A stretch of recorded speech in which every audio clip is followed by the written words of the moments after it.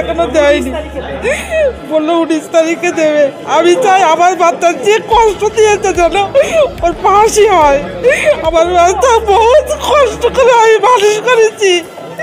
আমার বাচ্চার এই নভেম্বরের 7 তারিখের জন্মদিন গেছে, 12 কমপ্লিট হয়েছে আর ওই পা দিয়েছে। একটা মা বাবার কতটা কষ্ট হয়। আমি চাই ও যেরকম আমার বাচ্চাকে যেমন বাঁচতে দেয়নি যেন আমার বাচ্চার যে কষ্ট দিয়ে বেড়েছে ওর বাঁচার কোনো অধিকারই নেই। আমি চাই ওর ফাঁসি হোক। আমার বহুত কষ্টের সন্তান, আমার বহুত কষ্টের সন্তান। আমার এই মারা যাওয়ার মতন অবস্থায় আয়া সেই সন্তান আমার কোল পাকা করে নিয়েছে। আমি এখনো দোষী সাব্যস্ত করেছে। আমি চাই ও যেরকম আমার বাচ্চাকে দুনিয়া করতে দেয়নি, ওকে যেন ফাঁসি দেওয়া হয়। আমার বাচ্চার যে কষ্ট দিয়েছে ওকে যেন সেই কষ্ট দেয়, যেন মারা হয়। আমার বাচ্চার বহুত কষ্ট দিয়ে করে মেরেছে, আমার বাচ্চার বহুত কষ্ট দিয়ে মেরেছে।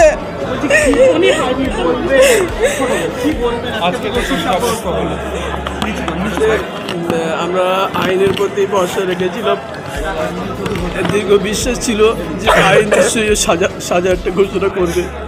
তো আজকে দোষী সাব্যস্ত হয়েছে। আগামী দুদিন আগামী 2 দিন পরে হয়তো সাজা ঘোষণা হবে।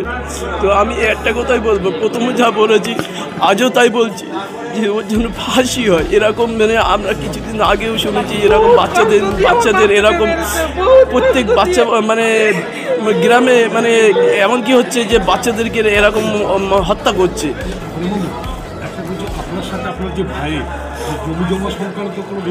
কোনো আমার সাথে কোনো বিবাদ নেই, কোনো বিবাদ ছিল না। সামান্য একটা তাল গাছ নিয়ে একটুখানি ঝামেলা। আমার নাম হচ্ছে গোলাম নবী, আমি বাবা, ফারদিন নবীর বাবা।